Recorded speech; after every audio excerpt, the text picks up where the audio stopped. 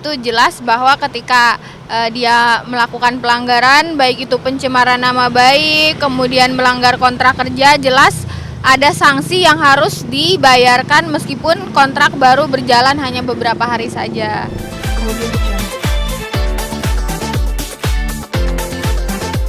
Ya, sebenarnya di kontrak kerjasamanya sudah jelas ya disebutkan. Tadi pun sudah saya perlihatkan ya kepada reporter.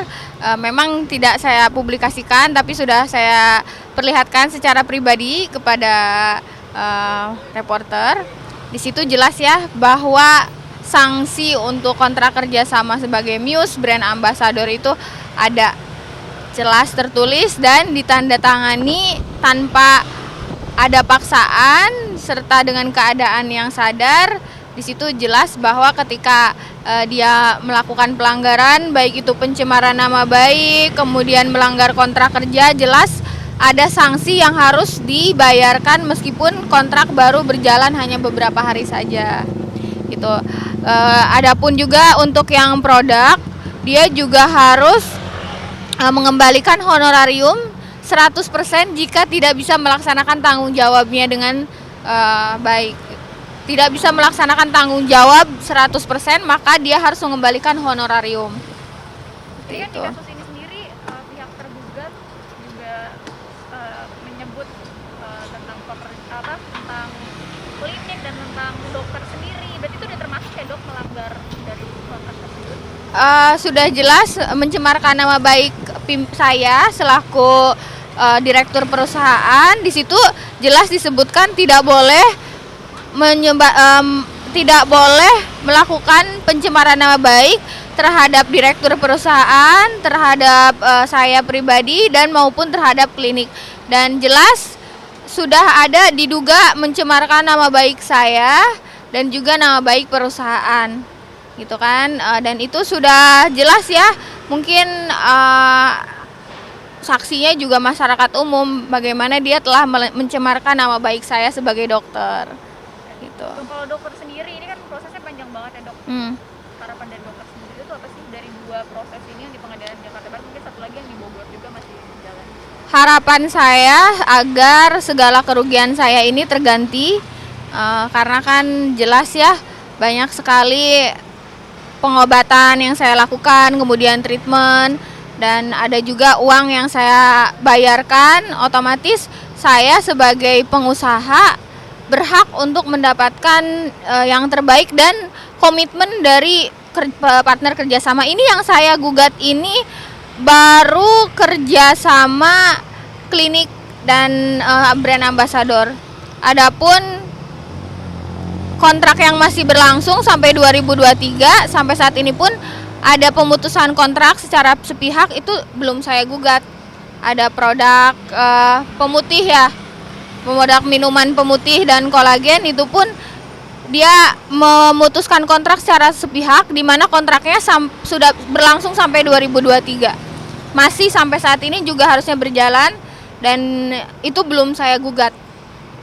Gitu. Jadi banyak sekali komitmen dan wan prestasi serta sikap tidak profesional dia sebagai seorang aktor maupun secara pribadi. Personal dan profesional sangat tidak berkomitmen, tidak tanggung jawab. Dok, kalau misalnya tergugat menyanggupi gitu ya dok, misalnya membayar tapi di bawah dari yang dokter gugat, gimana dok? Nanti kita lihat saja, yang penting kan saya ini ada itikat baik ya. Itikat bukan sekedar nominal, tapi itikat baik, tanggung jawab, bagaimana dia mengakui kesalahan, gentleman.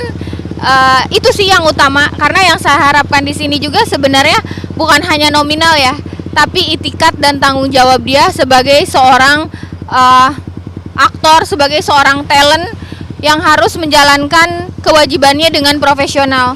Otomatis yang utama itu adalah itikat baik. Yang saya harapkan di sini adalah itikat baik sekali lagi. Meskipun jadi kalau memang dia tidak punya uang, silahkanlah bicara dengan baik-baik berapa kemampuannya. Kemudian yang paling utama itu mengakui kesalahan, mengakui telah melakukan pelanggaran, itu yang utama, itikat baik. Jangan merasa benar, jangan merasa yang jelas-jelas sudah merugikan orang lain, materi saya sudah dibayarkan tapi feedbacknya tidak baik. Jangan sudah salah tapi merasa benar, ini yang saya perjuangkan itu kan. Jangan apa-apa tuh diputar balikan, dan selalu memberikan kebohongan publik ya. Pembohongan publik yang jelas-jelas di kontrak ada sanksi, dibilang tidak ada sanksi. Kemudian juga itulah, kalau misalnya orang sukses itu banyak cara, tapi orang gagal banyak alasan. Jangan terlalu banyak alasan, jangan terlalu berkelit-kelit, jangan terlalu pandai bersilat lidah, karena orang sukses itu dia akan mengakui jika dia salah. Kemudian gentleman untuk mengaku kalau sudah tidak profesional, tidak melakukan tanggung jawab dengan baik, bukannya sudah salah tapi merasa playing victim. Itu malah merasa dirinya korban. Itu kan sungguh-sungguh bukan sikap pria jantan ya. Bukan sikap pria sejati. Tunjukkanlah pria sejati, kejantananmu, be gentleman. Dok, ini kalau yang di Bogor sendiri ini kan masih berlangsung. Oh ya, kalau yang di Bogor kan tergugat ini sudah menjadi tersangka. Saya juga ucapkan apresiasi kepada kepolisian bahwa di sini hak-hak saya sebagai perempuan sudah saya terima dengan baik, dan mungkin sebentar lagi closure-nya ya. Saya berharap agar tersangka ini segera ditahan gitu, karena kan kebetulan kan si tersangka ini koar-koar ya, kayak anjing loh, menggonggong gitu kan ya. Tapi sebenarnya sepantang, maksudnya tuh sekencang-kencangnya anjing menggonggong tidak ada yang takut gitu kan. Dia kan kayak anjing ya, menggonggong gitu. Harusnya kan kalau binatang ini anjing menggonggong terus dikandangin kali ya, biar nggak banyak menggonggong koar-koar gitu. Kenapa? Karena terlalu banyak koar-koar sehingga akhirnya kasus saya ini mendapatkan atensi dari Mabes Polri. Ini berisik banget ya. Apa pindah ke sana ya kayak? Berisik banget ya. Kenapa itu? Lagi mana sih motor? Jadi karena saudara tersangka ini banyak koar-koar, seperti anjing banyak menggonggong. Nah, tapi perlu diingatkan ya pemirsa bahwa sekeras-kerasnya anjing menggonggong tidak ada yang takut. Tapi ketika singa hanya melirik, orang-orang udah pada takut. Tidak perlu banyak berbicara, jika benar tunjukkan saja, tidak perlu banyak koar-koar. Kemarin kan dia banyak koar-koar ya di sosial media, dan sudah ada dugaan melakukan tindak pidana yang baru gitu kan ya, fitnah, kemudian pencemaran nama baik terhadap saya. Nah, di sini sih saya lakukan apresiasi setinggi-tingginya bahwa kepolisian sudah menetapkan dia sebagai tersangka. Kemudian dia juga sudah mencoba menggugat lewat pra-peradilan, akan tetapi dicabut. Pra-peradilannya dia cabut tanggal 21 November. Pra-peradilan sebagai tersangka. Jadi di sini kan jelas untuk menghilangkan status tersangka itu lewat pra-peradilan. Dengan dia mencabut pra-peradilan, berarti secara tidak langsung dia sudah mengakui bahwa dirinya itu tersangka. Ketika dicabut berarti kan dia takut kalau misalnya hakim itu memutuskan bahwa penetapan tersangka itu sudah sah dan jelas secara hukum sudah sah dan sesuai prosedur gitu. Oleh karena itu kan baru hari ketiga dia sudah mencabut penetapan, mencabut gugatan untuk mencabut sebagai tersangka, sehingga sampai saat ini status dia tetap menjadi tersangka dari tanggal 26 Oktober 2022. Jadi untuk mengenai kasus dugaan penganiayaan serta perbuatan tidak menyenangkan, sampai detik ini tersangka KH masih menjadi tersangka. Dan untuk kelanjutannya sedang menunggu gelar perkara khusus hasilnya dari Mabes Polri gitu. Terakhir, dokter mungkin akan ada datang ke persidangan atau mediasi, dok? Sebagai ya, saya ingin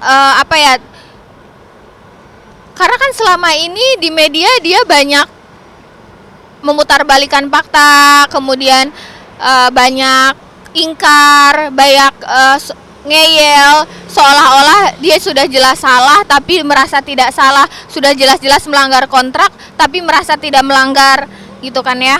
Oleh karena itu sih, ketika ada mediasi untuk perbuatan melawan hukum, saya akan datang dan saya juga menunggu untuk kejantanannya, untuk berani menghadapi saya bicara secara langsung, jangan lewat pengacaranya yang banyak itu, gitu kan ya. Meskipun banyak tapi kan kita harus lihat kualitas bukan kuantitas gitu. Dan saya harap kita harus lebih hati-hati dalam memilih penasehat hukum, karena jatuh bangunnya kita itu tergantung siapa juga penasehat hukumnya. Karena ya ibaratnya ya sekarang hasilnya dia sudah menjadi tersangka, gitu kan ya.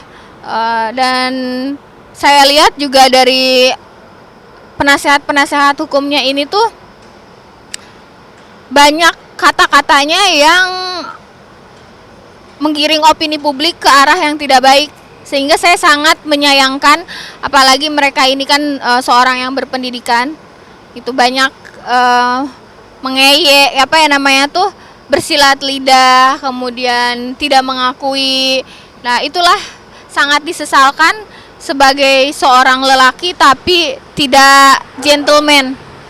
Itu aja, tidak mau mengakui kesalahan, tidak mau mengakui telah melanggar kontrak, tidak mau mengakui telah menganiaya saya. Banyak sekali hal-hal yang diputarbalikan dan playing victim, berdrama seperti itu. Memang dia seorang aktor, tapi sebaiknya drama ini jangan dibawa ke dunia nyata ya, gitu. Karena kan ini dunia nyata, bukan panggung sandiwara. Memang jadi kalau saya sih berharap supaya tersangka ini lebih jantan, mengakui kesalahan dan minta maaf, gitu ya. Kemudian